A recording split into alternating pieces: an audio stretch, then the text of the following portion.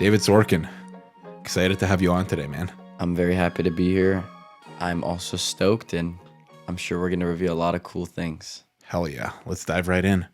No, as I was driving over here, I was thinking about, what intention do I want to set, and I find that on one hand, right, there's past wisdom that has been revealed, even personally, right? We learn different philosophies, but then you take your own take on it, and you kind of reveal your own framework and way to articulate it. On the other hand, I want to reveal new revelations in this conversation. So I'm coming in with it. Would love to share about things that I've talked about with friends over the months, years, weeks that I feel like are beautiful sparks of revelation. On the other hand, there's beauty in this conversation. We're going to digress and reveal new thoughts that then we can carry over into conversations with other friends and say, hey, when I was on podcast with Ben, we revealed this idea. And what I really enjoy, I think it's something that I'm blessed with, is this idea of taking an idea and talking through it and going step by step until we unpack it. And once we unpack it, then we really got to the nugget and we chronologically see, wow, we systemized this and now it makes total sense. So I'm sure over this podcast, we're going to take a high level idea and go down the layers until we get to the nugget. That's what I'm really excited for. Dude, I am too. Let's do it. Like, what's an idea that's been on your mind that you've really been thinking about lately? Well, I can think back maybe on one hand, maybe a little bit more of like a physical issue when I went to a friend's backyard barbecue and it was late night. We got in and out and some of the boys were smoking and, we were just talking about worldly issues. Like, what are some of the quote unquote big issues that plague our generation? So one was addiction to phone. One was homelessness. One was masturbation. And, like these kind of high level things that maybe are impacting people in their 20s, like myself. So, for example, we talked about TikTok. So we start high level. Okay, what is going on with this idea of TikTok and why is it, all social medias have gone through a form of TikTokification, right? Where it's now the For You page on Instagram, with Snapchat, even LinkedIn. They're taking the TikTok model. And, first of all, it's very easy to use. Second of all, it's convenient. Third of all, it's tailored towards exactly what you want. So you're not going to watch something that you wouldn't appreciate. And the ease of access, right? So you have a lot of things that are making it very conducive. It's a great business model. Now, from the consumer's perspective, you got to ask, what makes it prone to being addicting, right? Those four elements. But I sensed, okay, how do we fix it? How do we help the world? And I thought of, if you make everybody watch each TikTok all the way through, then you will get somebody to watch a brain rot video that's 45 seconds and they can't scroll past it. And they will sit there and say, oh my gosh, what the heck am I watching? And I'm getting off the app. So the problem, or not the problem, but the opportunity is that fast motion of, I don't like it for a second, I'm out. That doesn't really apply to any other part of our life. I'm touching my toe and then I'm out. And then again, out. And then what happened, even for myself, I didn't have TikTok for many years. I downloaded it for Loosey Goosey as the business. And still, you catch yourself losing patience. Like to watch a full 40-minute YouTube video or even like a 85-second clip on Instagram, it's like, oh, already got to fast forward, double tap. It's that speed has rewired the dopamine pathways in the brain. So that was kind of idea. High level TikTok. What's a good solution if the apps mandated it so that every video you have to watch all the way through? Well, I think, it's kind of like in life, right? In life, you don't get to dip your toes and go out, right? Yeah. Like any situation that comes up in your life, you've got to see it all the way through. Right. Like whatever's going on. Like, okay, you sit at a restaurant, you're having a poor experience. Like, air conditioning's not working in the restaurant. Like server comes up, he's Yeah. rude. Like you've already ordered your food's taking a while. Like, I mean, sure, I suppose you could just get up and leave, right? You do have that option, right? I mean, how many times do we actually do that in our But here's lives? how it would be this impractical. You walk into a restaurant, you look at the waiter, oh, I don't like her, I'm out. Yeah, You're never even going to sit down for a meal. yeah, Because how many times are there opportunities for you not to like something? yeah, But on TikTok or yeah. this form of fast gratification, it's Sure. the moment one thing you don't like about it, Yeah. I'm out. You walk into the airport, you don't like the TSA I'm guy. out. It's like I'm not flying. So I'm not what flying that today. ends up being, you're just going to sit out. Yeah. Totally, totally. And you get to a point where you're used to seeing something and just abort. Right. Like get it, like just get it done. Like, I mean, and it's interesting, right? I mean, you and I are both sports fans. I mean, you watch sports. I mean, imagine watching your team and it's like, hey, opposing team scores the first bucket. It's like, I'm out. Like, I'm not watching this game. And it's like, and there's so many things that happen in our lives that don't start off well or that start off well. We want to sit in it for a few minutes. And then as soon as it's not going well, you back out, right? Like your TikTok could have the perfect hook. 5 seconds, you're good. 10 seconds, you're good. After 15 seconds, you want to be out. You are no longer watching that video. You are swiping to the next. And then what is it in our lives that we're actually trying to run from Yeah. that we use TikTok to express that we're not willing and able to kind of sit still on a thought and Right. see something all the way through? Right. 100%. That's what I was talking to a friend about recently. You know, what's even at the crux of the issue? And I'll kind of jump to a tangent. So to set kind of the stage for the way that I'm trying to converse nowadays. So actually, my friend Parker, who was just on the phone with us, we were talking, and we talk maybe a couple times a week about these, high level ideas, but also we bring them down to our lives and we talk through them and push each other to grow. And I started talking to her about, hey, what is the most likely question that somebody's going to ask you within the first 8 seconds of an interaction? How are you? And typically the response is good. How are you? Good. So it's like you have this moment of time that maybe is not revealing much energy into the cosmos. It's just kind of like a gap. It's like a, how do I describe it? It's just inserting just it's like a bubble of nothingness, potentially. And then the conversation continues. And on one hand, somebody said, well, that's just being polite. How are you? Good. How are you? Good. Okay. We kind of got through that point. But on the other hand, I wanted, as I was talking with Parker, this idea of having intention with every word, being detail oriented, really making sure we're bringing intention and patience and consciousness into all forms of interaction.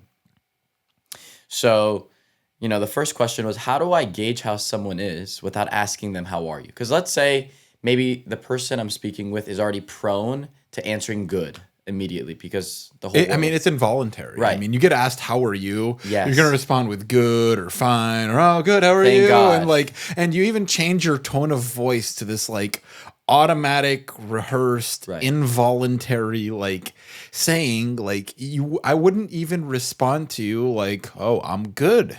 David, how are you? Like, it's just, how are you? Good. How are you? And Right. it's just so nice and quick. And it's almost like, okay, just tell me you're good too, so we could both get on with our fucking day. Right. Right. It's like, it's just a quick check. Boom, Yeah. boom. But even if And- I and said then- shitty and- and you and- say, oh, okay. Well, yeah, all of a sudden that throws things off, right? But then if you want to continue the conversation, right, after you say good, right, then you can start talking about the weather, or I can start talking about the weather, or trees outside are nice, or the sky is blue. And it's like there's all these things that you start talking about that really mean absolutely nothing. So my point was to her, how do I gauge how someone's doing without asking them, how are you? I started thinking about that, and it was something that stumped us. How do I gauge how are you without asking you how are you? Well, I What do mean, you think? How would you do I that? think at the end of the day, everybody's got body language, right? So it's like, I mean, are they open? Are they open to a conversation? Can you start talking about something different? Are they optimistic? Are they talking about their future plans? Are they talking about things that they're excited about? Or are they sitting there? Are they dwelling on the past? Right. Or is there some kind of issue they've got going on? Is there somebody that's being blamed for something that they have going on in their life right now? Like, is there a lack of accountability? Right? Because usually, if you're in a good place in life, there's something that's happened in your life that you're not extremely happy with. Like, there's just a certain level of accountability. Like, hey, this happened. Like, I learned from it. Like, I'm grateful that I got the opportunity to learn from this. Now I see things clearly and I can move from here to here. This is like where I actually want to go. Right. So I feel like essentially there's some people that live in the future, there's some people that live in the past. Ultimately, the best place to be is in the present, right? Yeah. And it's like, but you'd rather be in the future than in the past, because if you're looking in the future, you're hopeful. And if you're looking in the past, then you're really just holding on to something, and something that you still need to work through. Right. It needs to be worked through. And it's like, so it's really interesting. So if you can ask somebody, like when we did our event earlier this week, we had people draw 3 cards. One card was light, one card was love, and one card was life. And we asked each person to reflect on that word. Hey, what does this word mean to you? What does love mean to you? What does life mean to you? What does light mean to you? Reflect on that. And it's like, how has this shaped you? Yeah. How has love shaped you? How has life shaped you? How has light shaped you? And based off of somebody's answers, you can tell it's like, hey, this person is like hopeful for the future. This person's living in the present. It's kind of cool. This person's still working on holding on to something from the past. And I've been there before. I've been holding on to things from the past. It's a very painful place to be. I mean, you've got to go through a slow process of letting go, like accepting it. First, you've got to accept it, but you've got to release it in a way where you really give yourself a chance to move past it and like learn from it and grow from it. Yeah. So as I'm talking to Parker about this idea, and I posed the question, how do we gauge how someone's doing without asking them? And we talked about reading between the lines, gauging their body language. You could sense how someone's doing if you're intuitive and can feel their energy. And I said, well, how does God gauge how we're doing if he's not asking how you're doing? Right? He can see in this in this third point of view, right? He can gauge based on how you're interacting with yourself in alone time. He can gauge how you're replaying things in the past or anticipating the future. So it's this kind of looking at all the details and coalescing into a perspective on how someone's doing. So then I said, we spoke the next day, and I could tell that the conversation was about to lead to how are you. She called, she said, hey, David Sorkin. I said, hey, Parker. And I could gauge it was about to be how are you. And before she said how are you, I said, hey, again, like to interrupt her. And I think she caught that. And I said, well, what if we try to speak for the next however long we're going to speak without asking questions? Let's try to have a conversation without asking questions. Not to say that questions are worth demeaning. In fact, questions are so vital that maybe they're not getting enough appreciation. Because what is a question? It's basically it's a vessel for infinity. You could get a billion answers to any one question. The moment you get an answer, it kind of fills the cup. And now, right, as we learn in Kabbalah, now there's light and vessel, and that's it. The circuit is complete. But a question, and my old teacher, Michael Ocher, always used to say that you should be a question. Live your life as a question.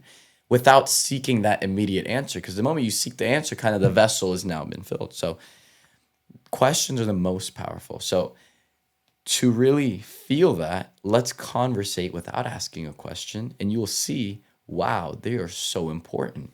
So we can talk about certain things, and also what does a question do? It changes the dynamic, right? It brings the energy from one side into the next. So it's constantly light vessel shifting.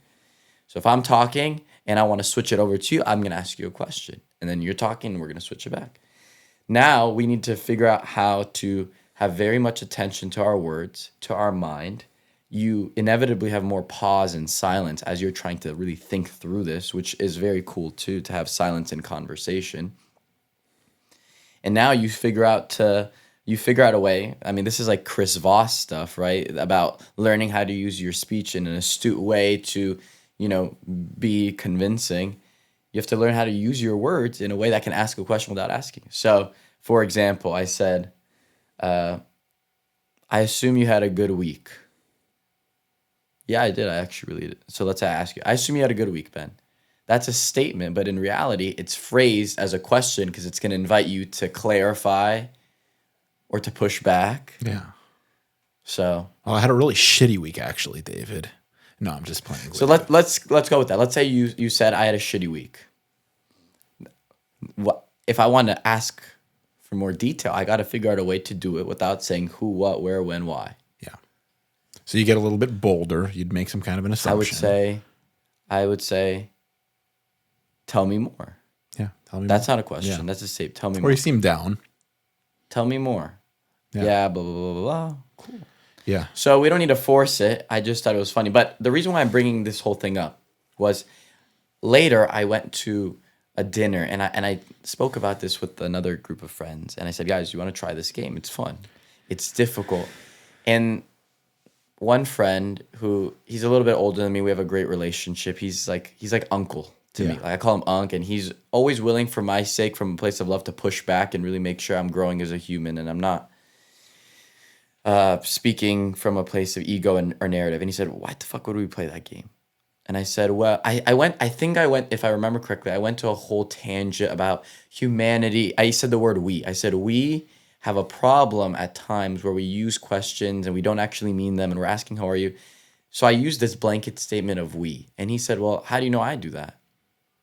And I said, that makes sense. Like, how do I know with certainty that you do this? Because in reality, right, we learn also in Kabbalah that there's one perspective where it's just you and the creator, and the whole universe was built for you. And everybody else is here to support you are the center of the universe. So what's the point of it even including the word we in the way you're talking about people? So for the next 3 hours to like 1 a.m, he was grilling me. What did you mean by that? Why? Is there something more subconscious? What's going on here? At the end of it, it really showed me a lot, like one related to including other people in your point of view, right? He said, you are David Sorkin. You don't know what Ben Beeri is going through. For sure, you don't. You could pick up on little things, but right, it may be viewed as one extreme, right? One perspective. And on the other hand, the Kabbalists say, you are here to support the whole world, and you're like an ant, and there's humility there. And right, you are meant to share and uplift Ben to be the center of his universe. So I see both perspectives. But really it goes back to just giving more attention to that. Like, can I have enough presence and concentration to choose for the next 5 minutes? I'm going to operate from the frame of reference of David Sorkin. And then the next 5, I'm going to solely be meditating on Ben, and he's the center of the universe, and I'm here to support him. And the last thing, we went to dinner. He took me out for my belated birthday, and he gave me a toast. He said, David, I bless for this year for any veils to be removed from your eyes related to, your power and your ability to nourish the world and share with the world. And not this grand ego view of I'm the shit. Really to see like the power that we all have within each other. This unique, very powerful spark. And again, as we learn in Kabbalah, right, we have the same spark that the divine has. So technically we have that expansiveness as well. And the last thing he said is, He looked at me and he said, David, I bless for you to be unconditionally David Sorkin. Yeah. And what did that feel like for me? The analogy, I like analogies, so the viewers will probably hear me use analogies a lot in this conversation. It felt like when you have a clear nose and you go to the beach and you take such a fresh, deep breath, you can actually smell the sea salt and you can like smell the crispness of the air. That's what it feels like to be unconditionally David Sorkin. On the other hand, when you live from a place of narrative, even us who study spirituality, right? The danger in spirituality, and I've seen it for myself, is you learn these concepts and now everything has to fit into that paradigm and framework.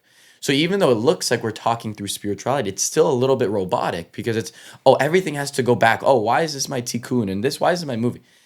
Just go back to having, again, freshness, new light, new revelation, and living through more of like a narrative identity, as you talked about. It feels like a nose that has just is clogged with boogers or whatever. And what happens? You sleep worse. Your day just feels more heavy. You can't work out as well. It just feels like there's not that vibrancy. And then that got me thinking about identity, right? And on one hand, you need to be very proud of yourself and you need to recognize your power and see, hey, look at all the trophies you have in your, you know, your life. Look how many beautiful things you've done. So you kind of walk into any room already knowing your power. I'm like Bill Russell. I got 12 rings on. But what happens is now you come into every room already with sort of a past view of yourself already kind of made. So you're coming in, I'm the guy that has 12 rings. But that's kind of stale. That's in the past. Where's that renewal? Where's that vibrancy? You need fresh. And I'll throw it back to you in one last second. I was listening to a lecture from a teacher, Marcus Weston in UK, and yesterday he was talking about, the portion of the Sabbath, and he was saying how the sages would describe two systems. On one hand, there was one Hebrew word he used, I don't remember, and another. One described a man-made tank, like a tank of water that's finite and enclosed. What happens in there? Water starts to pool, and then what happens? Bacteria grows, and you get the moss. So there's no freshness. On the other hand, you get a well that has water coming from underground. There's constant renewal, constant flow, constant movement. So on one hand, we need to be proud and come to every interaction knowing our power. And on one hand, that does include the past. I'm grateful for, look at what you've done. You are powerful. On the other hand, you don't want to be stuck within the framework of this box tank. You want freshness. And that's why when we spoke at the beginning of this podcast, I said, on one hand, I want to bring revelations that I've talked about and things that I feel like you'd find cool and we could talk about, this is what's happening in the last 20 minutes. I'm talking about things that have happened in the last week or so, 2 weeks ago. But on the other hand, we need to reveal new light, new revelations, new understandings. So I bring all that to preface. Now we've caught up. I'm now back to the present, and my intention is to reveal new light and new revelations, and we can go back and talk about different things. But that was a long setup for now we're here, and I want to talk about freshness and really unpack it. Amazing. And one thing is that I really admire you for is that quest to be 100% David Sorkin. Like, how close to 100% can you actually get to yourself? Like, every single person you meet, like, how close to 100% of themselves can they get to? And I was thinking about this a lot lately because we all constantly think about where we are relative to where we want to be. And we often use the word like unmet potential, right? It's like, how close to my potential am I getting?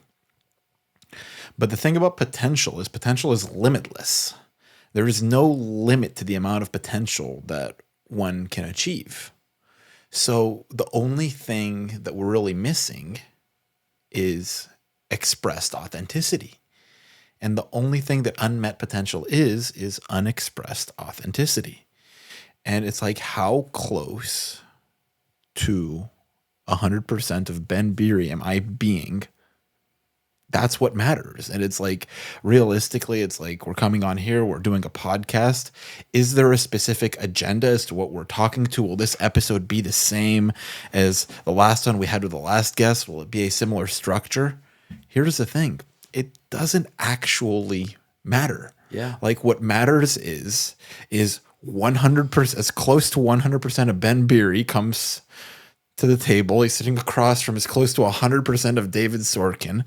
And that makes for a different recipe and a different conversation every time. 100%. And in regular life, when we interact with people, sometimes we see somebody as like, oh, I don't want to be friends with this person. I don't want to date this person. This person, I don't know, they did this. This is a red flag. I don't like that about them. But maybe it's not a red flag. Maybe that's just as close to 100% as they are. And you guys are just not compatible to be around each other. Like, it's not conducive to your mutual growth.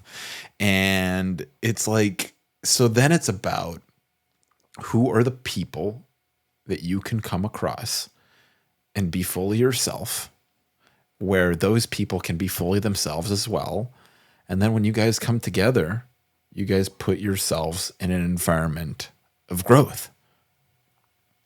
So yesterday I was reading a book with another friend of mine, David Salvi, and he opened to this page and had me start reading it.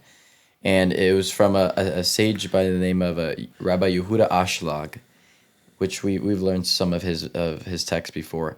And he starts talking about, the book's called On World Peace. He was a Kabbalist from about 100 years ago, and he starts talking about this idea of unique individuality, which is exactly what we're talking about.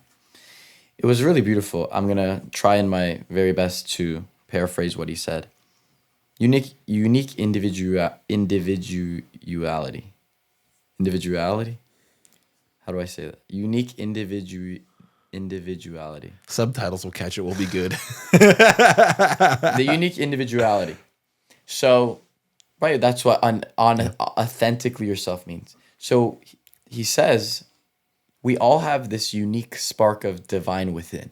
Right? That's the Ben Beeri, David Sorkin, unconditionally. And this divine spark is the most beautiful thing, right? This is divine. Now the question is, how can that divine spark of unique individuality, which be the cause of all the chaos and destruction in the world? And he says, let's take it back for a second. The cause of all pain, suffering, and death in the world is selfishness.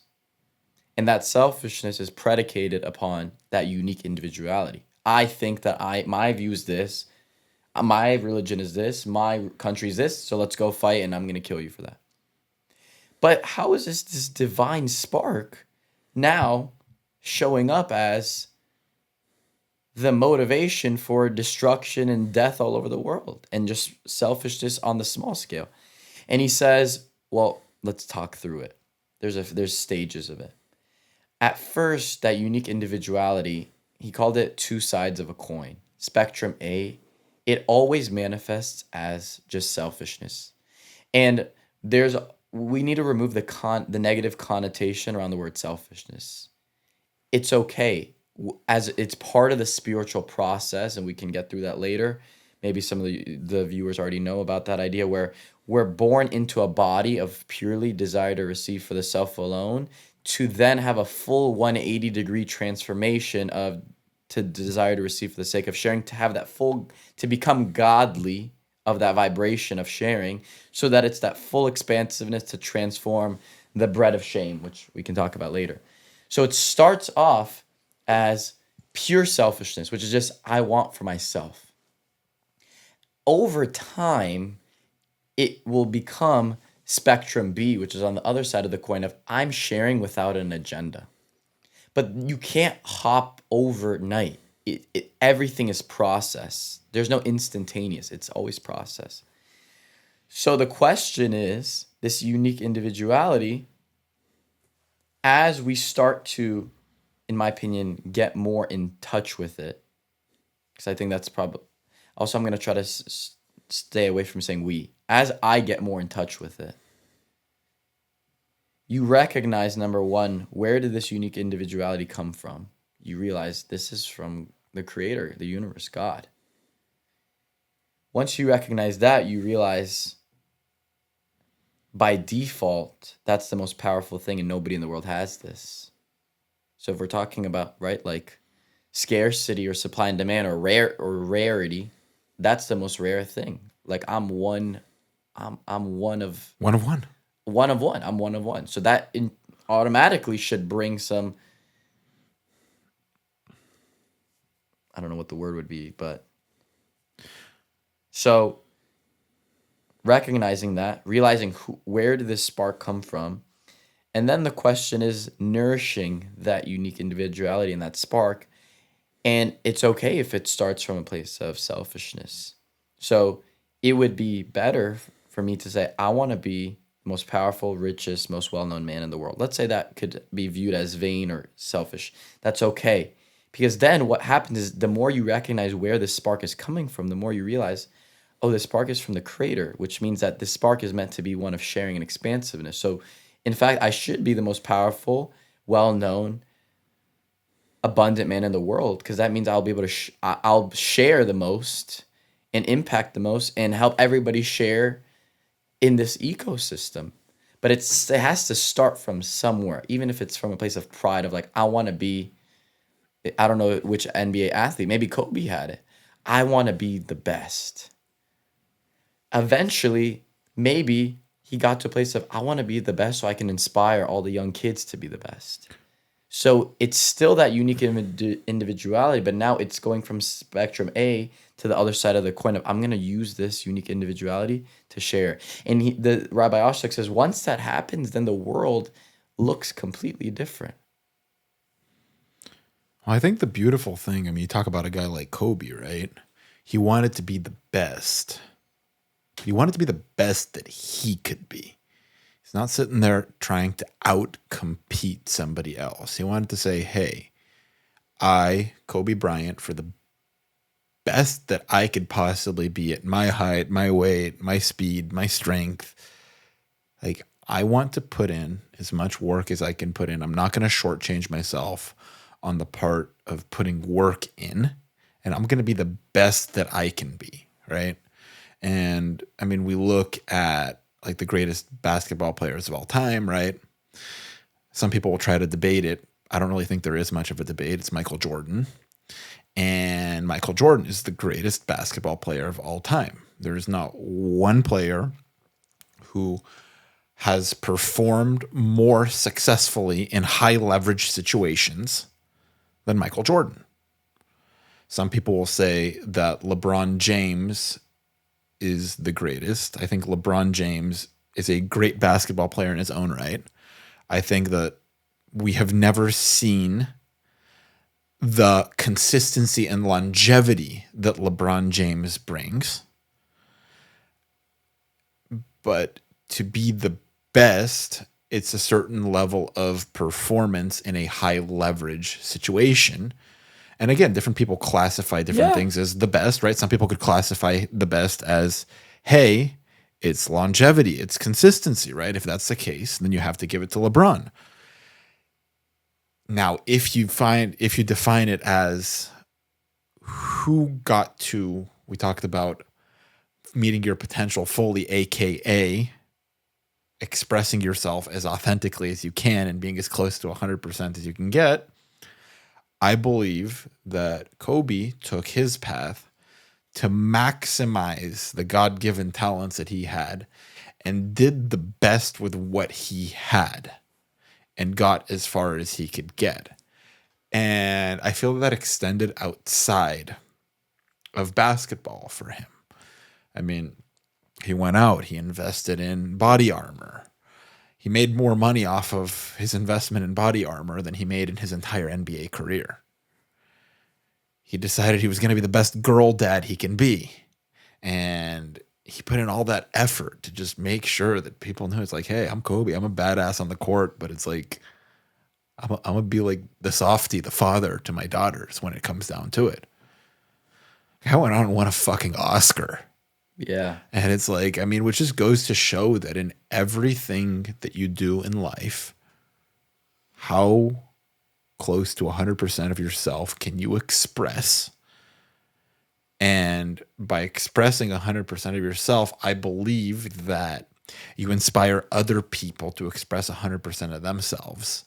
And I believe that when two people come together who are fully expressing themselves authentically, then there's no guessing games when it comes to choosing. It's like, hey, like I meet you, David. I'm being 100% of myself. If you don't like me, that's okay. If you love me, that's great. You're being 100% of yourself. Hey, if I don't like you, that's okay.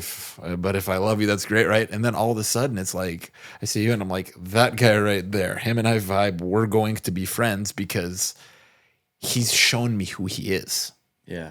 And I accept him for who he is. But not only do I accept him for who he is, I love him for who he is. And I'm excited for us to be in each other's path of growth, Yeah. in each other's journey. And like, it's going to be cool to like revisit this type of conversation like a year from now or 2 years from now or 5 years from now, and just sit there and think like where we are in our life paths, like how far we've come, how long we've known each other, and just how many things within us have transformed while still sticking to as close to 100% of authenticity as we can be. I love that, man. Yeah, I mean, time is. It's we're growing, and we got to keep growing. And I think there's people that grow a whole lifetime in one day, and there's people that go a whole lifetime and they don't really grow. So again, it's just about every day, and it takes work. Like it's not easy. I mean, it's challenging because the body pulls very strongly, and the body loves comfort, and it's the opposite of change.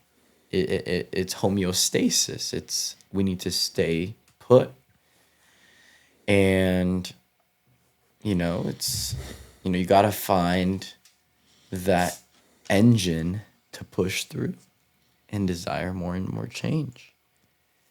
But but again, from a place of that unique spark, that unconditionalness, because I think it's more about peeling back layers than adding more, right?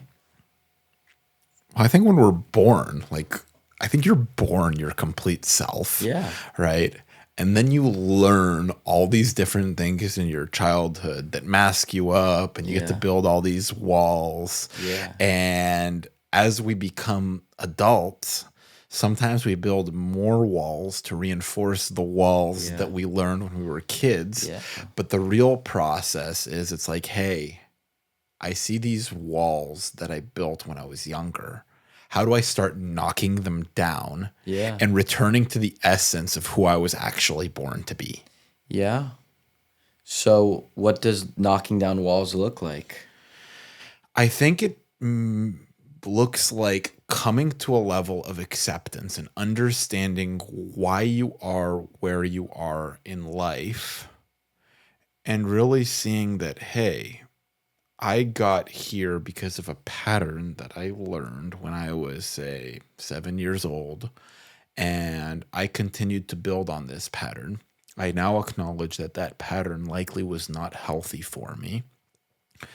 Can I unlearn this pattern? Because when I was born, I was in the womb. As soon as I was born, I wasn't like this. I wasn't here trying to avoid receiving love or avoid receiving understanding from someone. I wasn't here running away from somebody that cared about me. I wasn't here avoiding difficult conversations that would help me grow. Now, granted, obviously, when you're an infant, it's not like you're talking, right?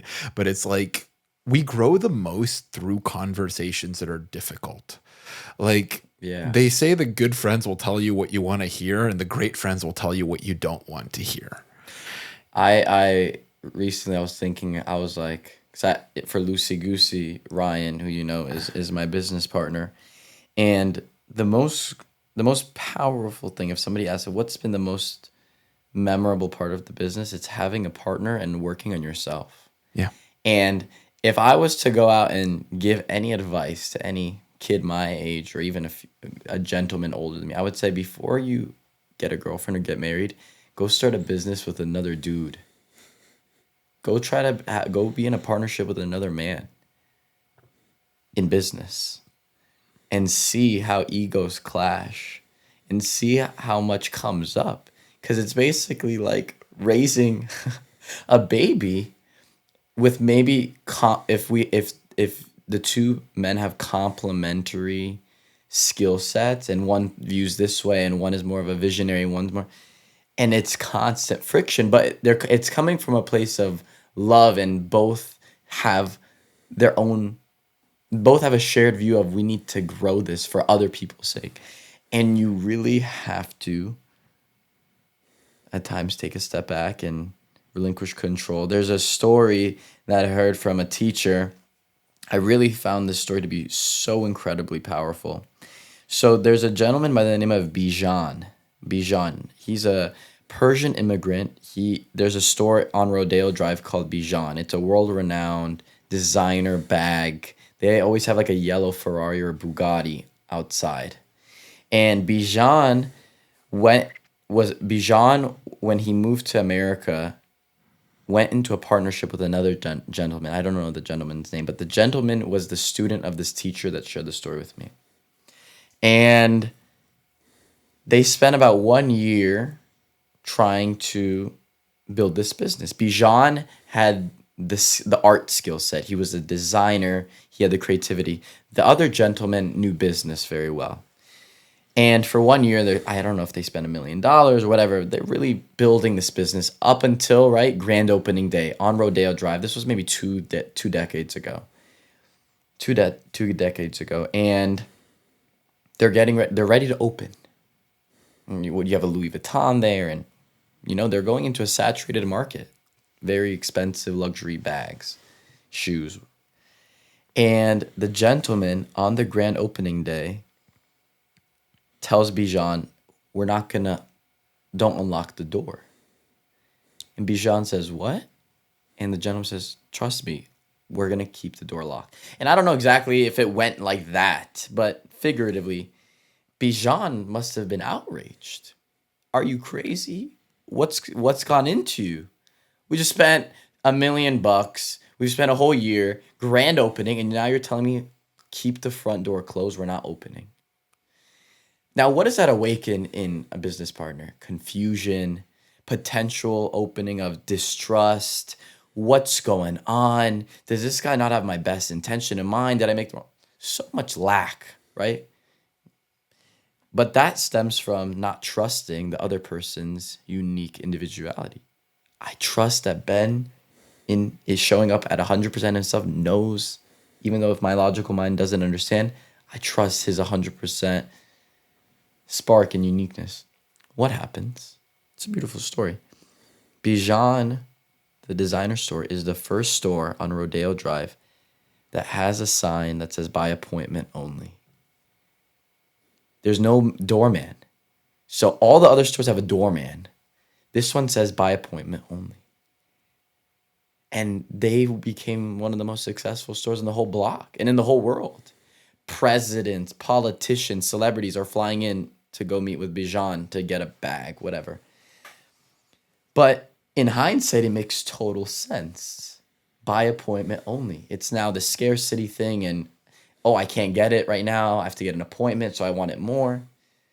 But in the moment, Bijan must have felt, holy shit, that my whole world is going to crumble. Like, what's going on? Yeah, I've invested all this money. I need to start selling all this product. Like, we got to go, go, go. What do you mean lock the doors? And it's like... Yeah, and even if he said, we're going to lock the doors and do by appointment only, it's still the same because nobody's ever done that. It's the same as just keeping the business closed. So it Yeah. doesn't make sense. So the teacher said, this was over a year and a half ago. I heard this story when Ryan and I were just starting Loosey Goosey. He said, gentlemen, the key to growing your business and to being uber abundant is going to be certainty in each other. And Ryan and I coined it the Bijan method. When I don't understand, but Ryan has conviction, it's I have certainty in your decision making. And that shows up in relationships, even probably with yourself, right? Kind of. Bijan method, I don't want to get out of bed, but I know the soul wants to, even though I don't understand why it wants to get out of bed in this moment. And the body's saying no, I'm going to trust that voice that's quiet. That's how you also develop your intuition. The soul is very quiet. At times it's illogical. It's happened for me many times. Many times I have listened to it and it opens up a miraculous side quest that's unbelievable. More times than not, I've decided that's a crazy voice. I'm not going to listen to it. What are people going to think? And it's so uncomfortable. So it goes back to constantly this certainty in just the power of certainty. And I love that idea. And we learn it obviously in Kabbalah. So backtracking now, how did we get to the Bijan story? We were talking about men trying to get into business with a growth, right? This is something I like to do, go backtrack to retrack my steps. How do we get back to that? How do we get here? You started talking about Kobe, girl dad, showing up as yourself, being friends with somebody that's 100%. I was saying that I saw you as being 100% yourself as a person. Yes. And that I showed up as 100%. I try to show up as close to 100% as myself. And I'm like, I just choose this person. Like, I love this person. This person is great. Like, I know that David in his essence represents David. Like, there's no, like, you're not being anybody else. Like, like we're not going to have to cut or edit or whatever, anything on this podcast, because I know that you're going to be you and I'm going to be me. And if there's something that's said, it's going to be meant to be said. Yeah. And it's really interesting because in every combination of two people in life, that essence of having certainty in each other is huge. I mean, think about the greatest partnerships of all time, like Jobs and Wozniak in the early days of Apple. Yeah. Like Montana and Rice winning Super Bowls on the 49ers in the 80s. I mean, guess what? Jerry Rice had to run his route and get to a certain spot where he knew that the football was going to be so he could catch it, that Montana was going to throw him, and it was there. Yeah. He knew it. He's not sitting there looking back over his shoulder. He just knows what's happening. I'm going to be running this route, and at this point, I am going to need to catch a football that is going to be right there. I think it starts with, because I'm putting myself in the perspective of a listener or even myself who says, I understand. In theory, this is true and it's a beautiful thing. And somebody say, oh, this is so kumbaya. But like practically, it's difficult. Yes, it's challenging. How do you start? It starts with seeing the spark in somebody and trying to look for it. Yeah. And the sages, and Michael Berg talks a lot about it, seeing the good in somebody. Yeah. Even to a place of delusion where you see someone doing something bad, but because you've so bought into this idea of I'm only gonna see the good in people, I'm gonna justify why they're doing this this bad act. So I see somebody in the alley getting robbed, and it's very easy to just judge and say, oh, this person, one is the aggressor and one is not. But in that moment, I'm going to say, you know what? There must be a reason why this is happening. And you can even extend it to the place of, well, if everything comes from God and God has the best reason, so this must be good too. And somebody who said, David, how can you live a life like that? There's clearly good and evil. But That's just from our limited framework, from our eyes that see but don't really understand what's going on. We don't know the bigger picture. No, we don't. We I don't think know. We don't know what other people are like it, thinking or their it goes intentions back are. to what I said originally, right? When my friend said, stop saying we. Yeah. It's just David Sorkin. Yeah. Get we out of your terminology. It's just you. So in that moment, you see, and quantum, I love science when it validates or even complements spirituality. Quantum says the observer is playing a determinative role in the experience, how it manifests, right? You see your vision and plus your certainty determines, is it going to be particle or wave? So if I have enough certainty and I see somebody getting robbed in the alley, and in that moment I restrict the immediacy of, holy shit, this guy is getting robbed, I need to go help him, or oh, he's bad and he's good. I inject certainty in that moment. You create a mini Big Bang. The universe was recreated. And in that moment, I just determined and changed the whole situation. And that's sick. That's like sci-fi to the max. Yeah. Totally. Like, but that's the power of this video game that we're in.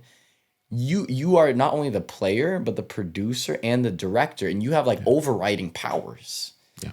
Because of your consciousness. That's like the most. And it's like, and how do you interpret these different things as they're happening in real time? Yeah, somebody could say this is beyond logic, David, but if you look at it, it is logical. You just got there. You can't even see that far. You don't know if one guy is defending himself and pulled out the gun to stop the other guy. Like, how many times do you see somebody? I mean, you read it countlessly. Somebody has a firearm, and this is why training is so important if you want to carry a firearm, and they hear a shooting going on, and they go over and they shoot somebody, not realizing it was somebody defending themselves. Well, you saw it a week or so ago when the news that came out that Mark Sanchez was stabbed. Right, we get the news flash. It's like Mark Sanchez was stabbed. He's in the hospital. Da da da da da da da da.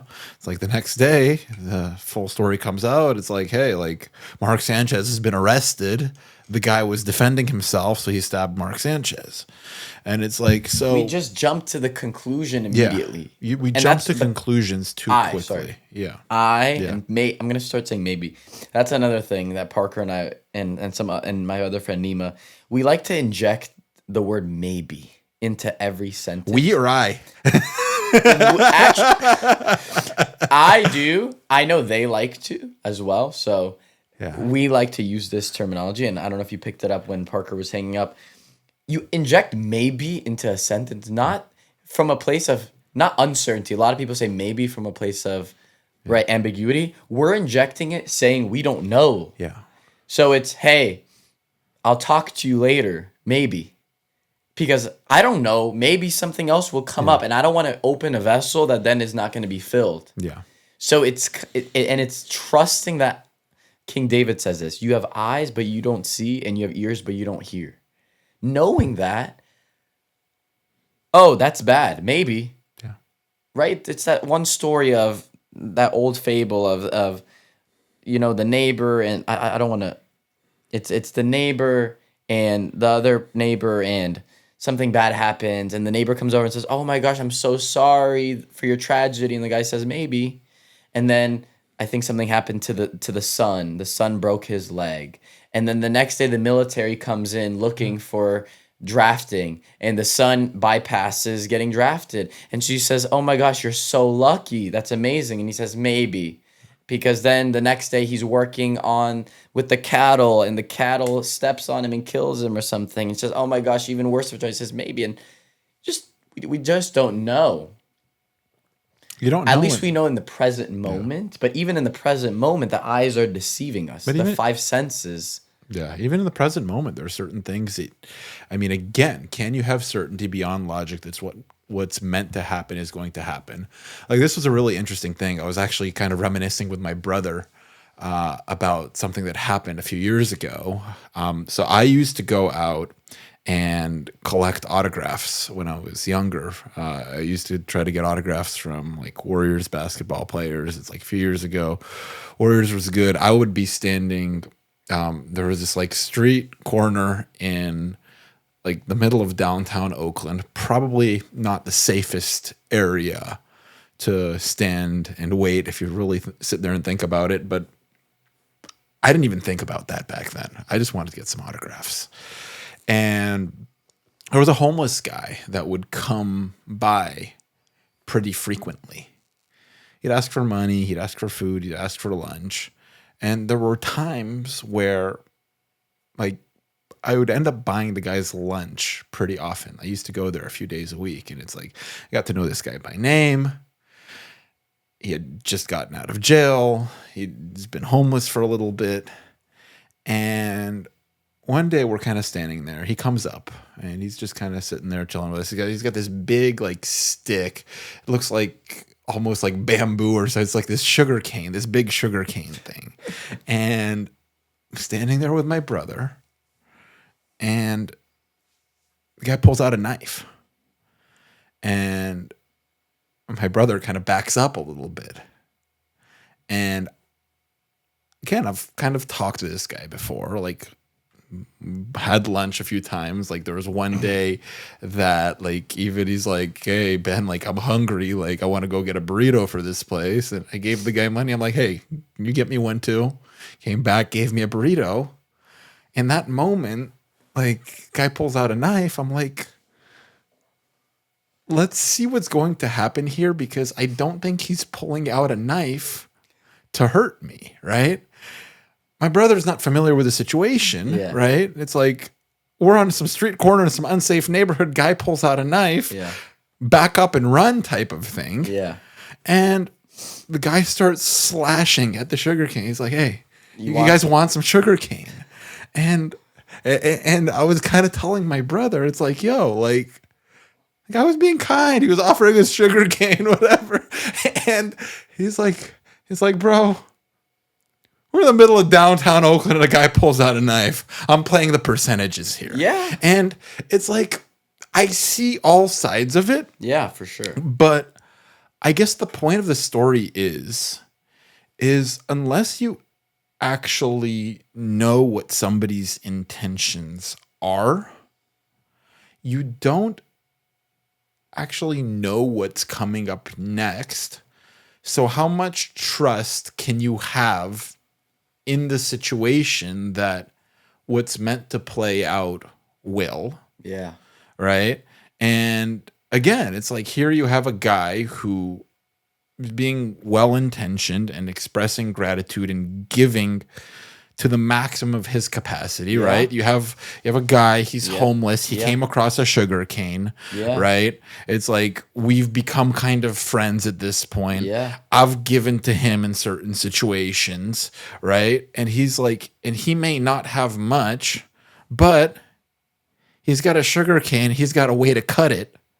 And he's offering me what he has. Right. And it's like, and sometimes as people, we offer to the maximum capacity of what we can offer. Yeah. And then can somebody on the other side accept what that is?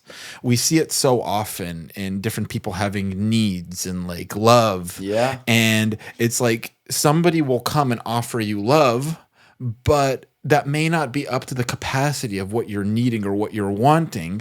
So then you reject that love. Right. And then the person now feels unsafe to give you love any further. You don't really foster a field where that love can grow, where that love can expand.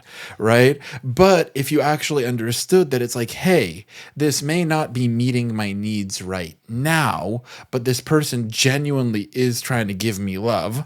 Let me accept this. Yeah. So that person knows that it's safe to give, so that love can grow. And I'm not saying it'll ever get to a point where it's meeting needs, but now you've opened up a channel where you can both give and receive love with a person.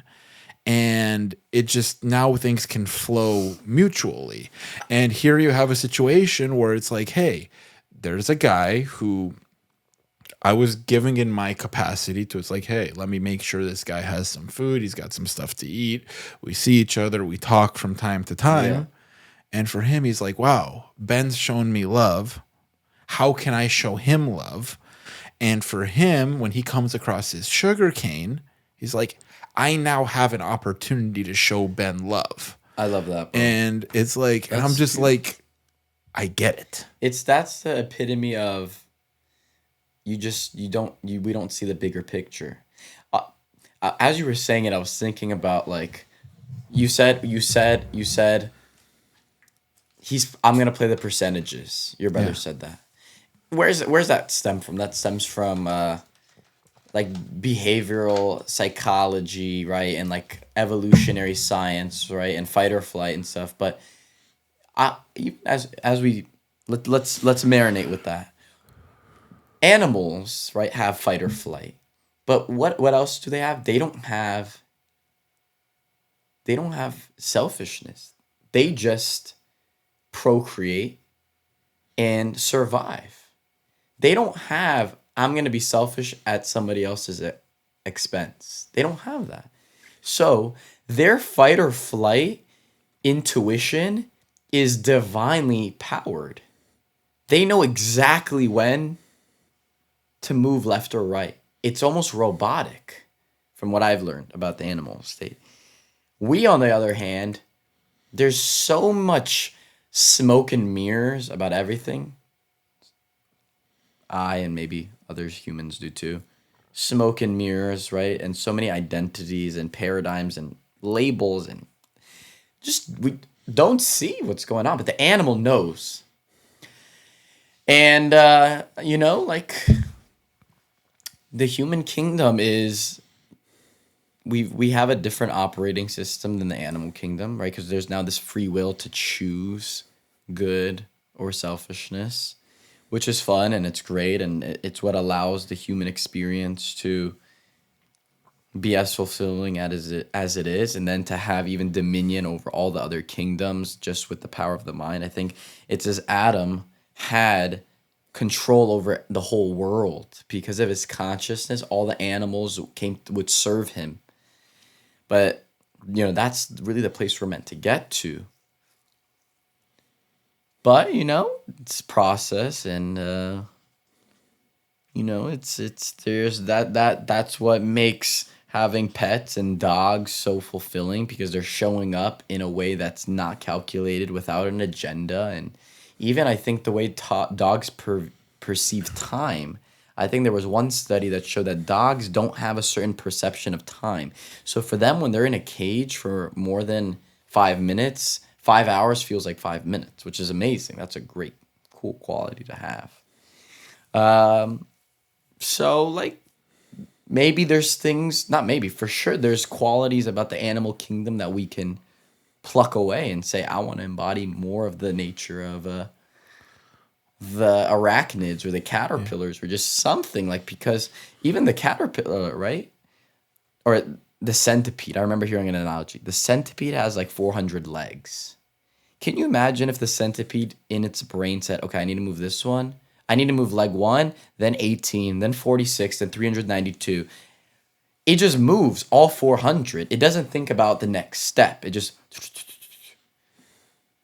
Me and maybe other people at times are thinking, oh, I know the next step is this, but even that I'm doubting. Yeah. Just Well, I think there's all these artificial like barriers that we place in our lives. Like we all have like these different like Yeah. agendas and things that we're trying to get to and things that we're trying to do. It goes back to that unique spark and unconditionalness, Yeah.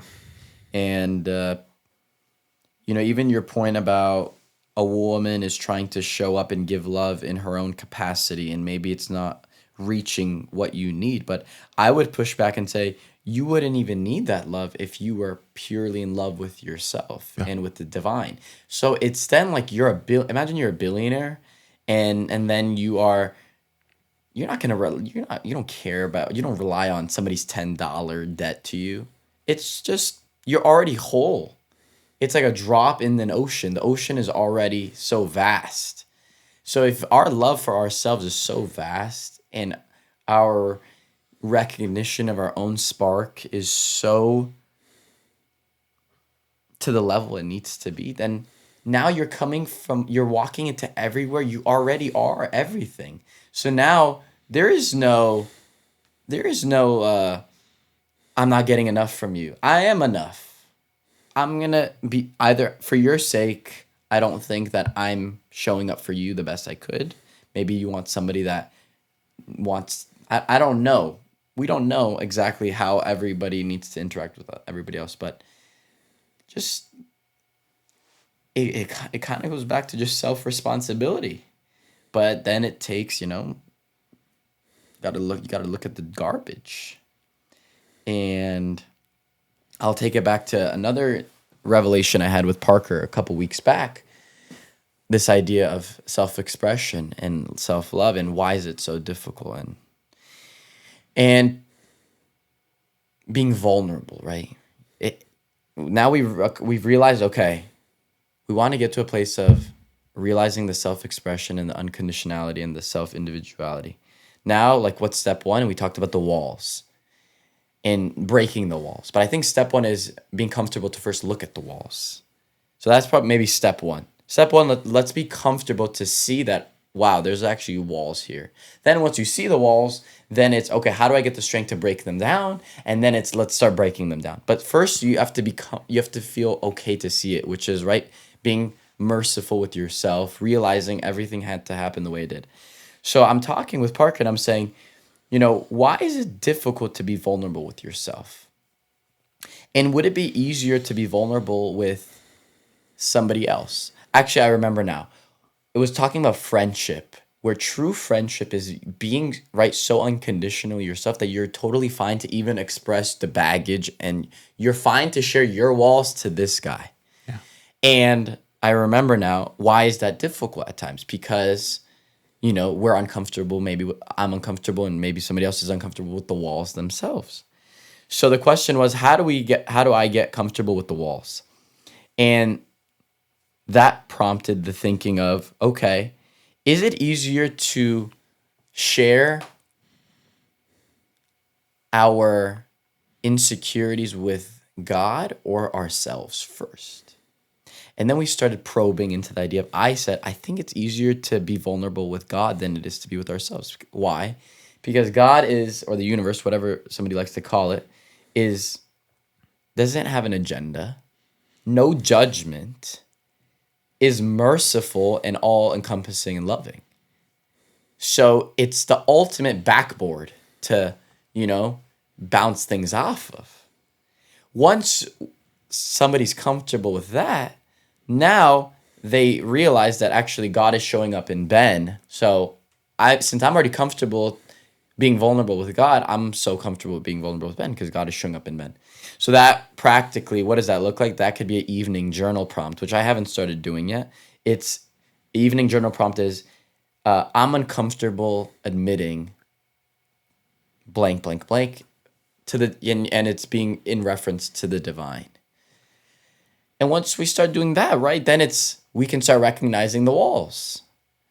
And then now you recognize the walls and say, okay, everybody has walls, but I mean, okay, great. I love that I have walls because it means I'm getting closer to that pearl, the diamond, breaking down the walls. So now that I'm comfortable with the walls, then it's, right, it goes back to our question, what does it look like to break down the walls? Now we realize, okay, first it's being comfortable. So maybe that could be aimed at being vulnerable with the divine, whatever that looks like. Probably easier than opening up to a parent or a friend because the parent and friend also has walls and maybe they have their own agenda and judgment. Once we see that, then the question is, okay, realizing that even these walls are from the divine. So even this is good. Not even going to another level of, we're no longer labeling this is a weakness of mine and this is a strength. Because that's the world of tree of knowledge, good and evil. We want to get to the place of tree of life consciousness where everything is good. So there's no more, oh, I need to work on this or I have this addiction. One time, actually, I asked David Guillaume, it was like over a little session and seminar we had with some other college kids, and we were talking about addiction. And he said, what's the way to solve addiction? You need to start walking around with a badge that says, I'm addicted to meth, and be proud of it. And everybody was like, what are you talking about? He said, you need to realize the gift you have in this moment. He was talking about himself. He's not addicted to meth. So he doesn't have the opportunity to transform that addiction into miracles. The meth addict does. Realize you have something that even this guy doesn't. This guy who's a spiritual teacher and has been studying Kabbalah and teaching for decades, or whoever, you have something they don't have. So why not walk around with that and saying, yo, I got something rare here. So that's kind of step one. Not even looking at your negativity as something that's low vibrational, but that's real consciousness. And then I'll give it back to you. There was a sage who said, we know the story about in the Old Testament and leaving Egypt and going to Mount Sinai and the revelation of Mount Sinai and then the golden calf. There was one teacher, I think maybe Rabbi Akiva, he was talking to his students. He said, I teach my students to not even believe that the golden calf happened. The idea that there was a reintroduction of death and fragmentation, because before the golden calf, right, it says that there was heaven on earth for a brief period of time. Then we all bought into the idea that the golden calf happened. He says he teaches his students there is no ego. That's a high level, right? First you recognize there is ego, then you want to get to a place there is no ego because it's all the divine. And as we know, right, theoretically, and we can learn that the ego was the creator's most powerful angel who volunteered to wear the cloak of I'm going to be the opposition because I love God so much, which means I love his creation so much. I'm going to volunteer and I'm going to be like the gym trainer. That the most beautiful thing about that is this ego that eventually the whole world is going to demonize, right? And say that's our opposition. It's not you and me. It's our selfishness is the opposition. We'll get to a place where we transform it, right? And heaven on earth will be reinstated. And we'll still all walk around knowing like the ego was the bad guy. And he will know that he got no recognition. He'll go back to the creator saying, I did the work. And nobody will ever recognize and give flowers to the ego. That powerful angel that was so powerful that I'm willing to just be the scapegoat. And that's unbelievable. If we could take that quality of the ego, that the ego volunteered to be the scapegoat, which right now is not showing up, as I'm talking about, but eventually it will, where it's like everybody will just be like, fuck the ego. We all beat him. Yeah. And he'll know, him and the creator will be like, that's why I did it. So, I mean, that's, I think, where are we at now? We're talking about individuality. We're talking about the walls. First, it's being comfortable looking at the walls, which we said requires being vulnerable with the divine. Then it's, now how do I break the walls? Then it's coming to a place of, actually, these walls aren't bad. They don't need to be broken. They just need to be looked at from a different light. So then it's realizing the method of walking around with the meth addict badge. And once you have that, now these walls have the spark of light within them has been revealed. And now you're that much closer. I'm that much closer to that 100% ourselves. Yeah, and the thing about the ego is I believe the ego is kind of just an armor. It's external. Yeah. It's not internal. And it's essentially just, in a way, shielding you or protecting you from the things that you may not be like certain about with yourself. Ready for. We're not ready to receive this light. And so you sit there and you put on this armor, right? You're getting ready, you're going to battle, and you're like, hey, whatever hits I'm going to take, it's like my ego is going to do that. So I'm going to work on building my ego to the point where I could take these hits. Like, hey, like I'm going to battle. It's like sword's like going to hit. Man. Yeah, the sword's going to hit my armor. And right. And it's like, I've strengthened my armor. Like my ego is big. Like it is strong. Like it is going to take a while to take my ego down. But then battle is over. You are not in the heat of the fight anymore. At what point do you take your armor off and start building yourself? I like that analogy because so let's say right? We want to build up our ego because I think from what we've learned is the worst ego is the small desire ego. Like maybe the small desire is it's kind of not conducive to even this divine creation. You want to be a co-creator with God, so we were trying to make shit happen. So Elon Musk, if he has a huge ego, at least he's making shit happen, right? And maybe that is akin to I'm going to battle with an Iron Man suit, with this laser and this like we've seen Iron Man, but at some point, you got to go back and take off the suit. Yeah. So you got to get the Iron Man suit, like the Mark 42 that became, it was, what did it start at when he was in the cave in the Middle East till the final one when he was fighting Thanos and put on the Infinity Stones or something. Then got to take it back off. So it's this process.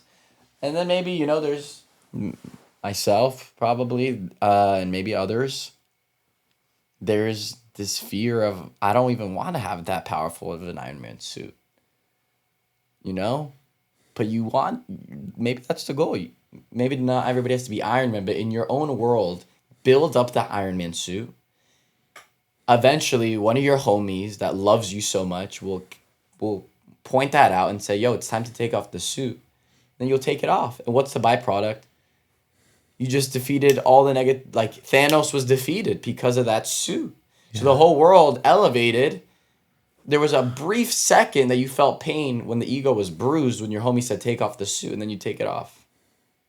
I like that analogy. And then you realize once you take it off that it wasn't actually the suit doing the work. It was you all along. You were the one that was... Iron Man was the one fighting Thanos. Yeah. It was just the skeleton around. So, yeah. Yeah. No. And then more self-love is built upon that. And then it goes back to the other point of now, Bill Russell, right? Remember what I was saying about now you walk into every room with 12 rings. Bill Russell's got 11. Oh, sorry, 11. He's got 11. Are you sure it's 11? He's got 11. Okay. So now you're walking in with 11 rings. See, that's my ego speaking right there. I'm like, I know that. Like, I know that sports fact. I knew he had one on the toe, like 10 and plus 1. Yeah, 10 plus 1, yeah. So now you walk into every room, right? Saying, I got 11 rings. Imagine Iron Man walks into a room with, I just defeated Thanos. Yeah. But then you got to go back to the other point is, maybe you got to do more than that. Yeah. There's more to do, sure. More to reveal, more to nourish, more to share. So on one hand, imagine Iron Man's ego after he did that. Yeah. I mean, that would be a pretty it's darn hard ego to break. But then, right, it goes back. That's the beauty of like... We all have our Thanos in our life. And then usually the Thanos is within us. And it's like, so how do you defeat Thanos and then take off your suit and then reveal yourself to the world? Yeah. Yeah. That's beautiful, bro. And then that gets you that much closer to what we were talking about earlier, which is 100% authentic expression, or it's close to it. Nobody really ever gets to 100% of anything in life, but 100% authentic expression. And once you take that suit off, like, you are you, and you get to live with all that you've built while you were wearing the suit or not. And you just have to acknowledge and again return to kind of like we were talking about earlier, that form of yourself when you were born. When you were born, there was like nothing but love. Like, all you did was love. You were at peace. Like, and you vibrated at high of a level as you can. And then as life continued to... Thanks, bro. As life continued to kind of go on, you started learning all these things. I'm reading here in one of my notebooks. It says, so we're getting somewhere. Now we're realizing to show up as 100% yourself. But maybe that's not the end goal. Or, I mean, maybe it's still part of the process.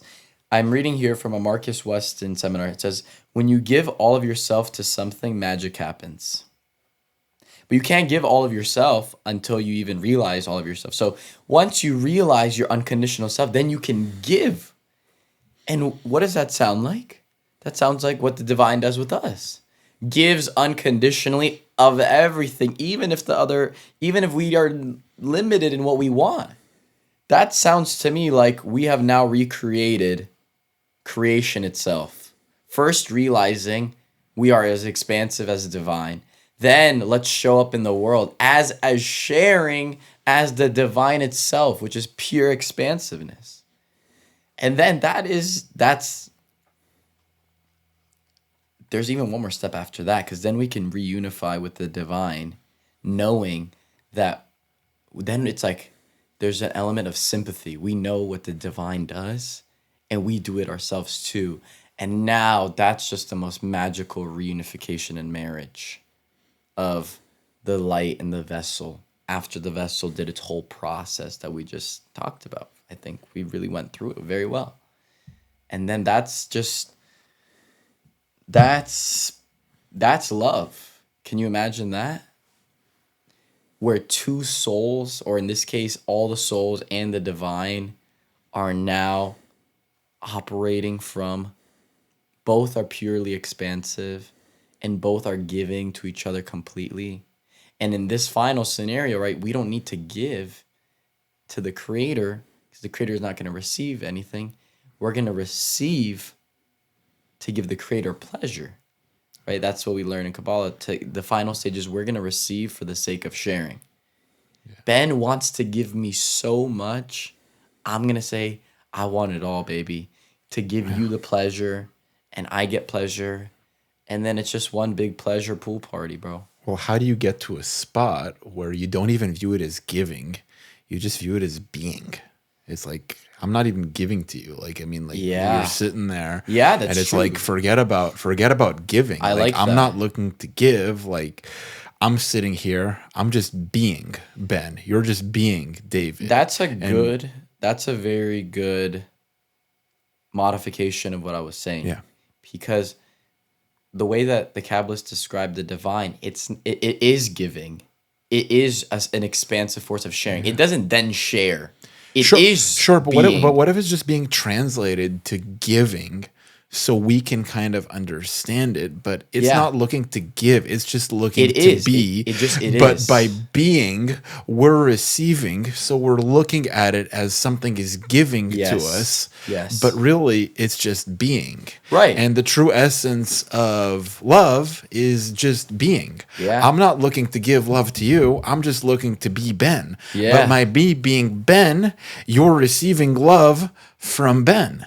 Right. And by you being David, I'm receiving love from David. You're not actually taking the act of giving anything. You're just being. Yeah. And I think that, like, if you can reach that level of vibration of being rather than give, like you're not even taking any action at all. Right. You're just being. Like, you're fully in your essence.